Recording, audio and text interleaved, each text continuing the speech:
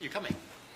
Now, in March and April of 2018, PILPG, at the request of the Department of State, undertook an unprecedented, large-scale, comprehensive human rights documentation investigation mission in the refugee camps and the settlement areas in eastern Bangladesh, entailing 1,024 interviews with Rohingya refugees. We provided a qualitative and a quantitative report to the Department of State. The factual findings of PILPG's investigation mission formed the basis for the State Department's recently released report on human rights violations against the Rohingya.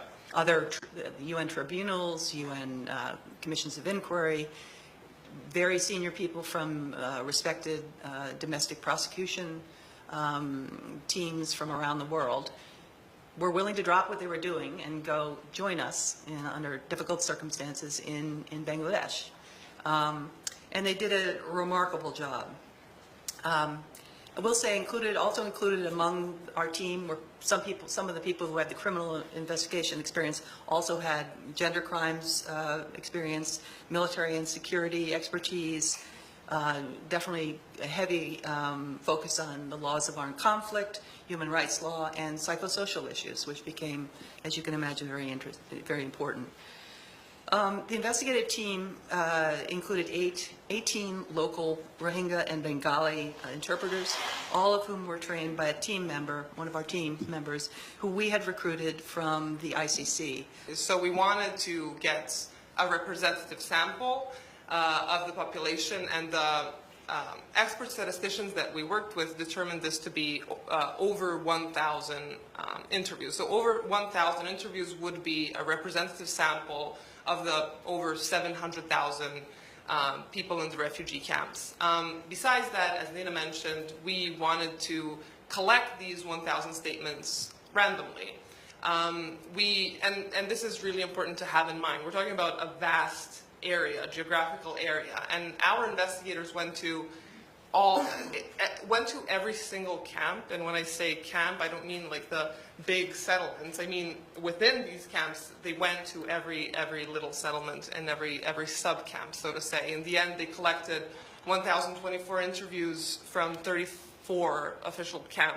What we used was what's called a random survey methodology, and had a team of international highly experienced criminal investigators, human rights investigators, go out and collect interviews, over 1,000 interviews, in a way that would, we hope, represent the largest part of the community of Rohingya. In other words, we weren't just interested in the stories of the 1,000, we wanted to make sure that they were representative of most of the people who fled from October 16 on. So we were there for a month, and in that month we were doing 1,000 interviews. So a lot of the time there, the first part was spent on the logistics of how are we going to get into the camps.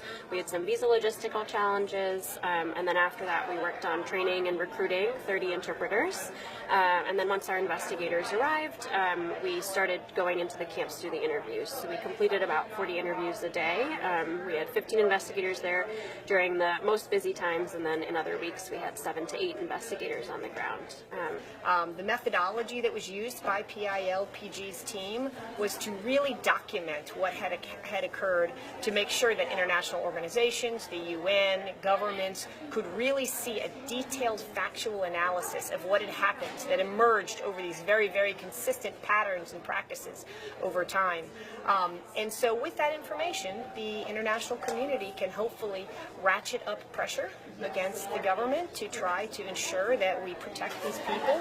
They can seek ways to hold them accountable, and they can seek other ways to punish them for this continued activity. And so now it will be up to the U.S. government and other governments and organizations around the world, now that they have these facts and these legal conclusions, to really look through and think through what kinds of steps they can take to truly hold those accountable for these atrocities.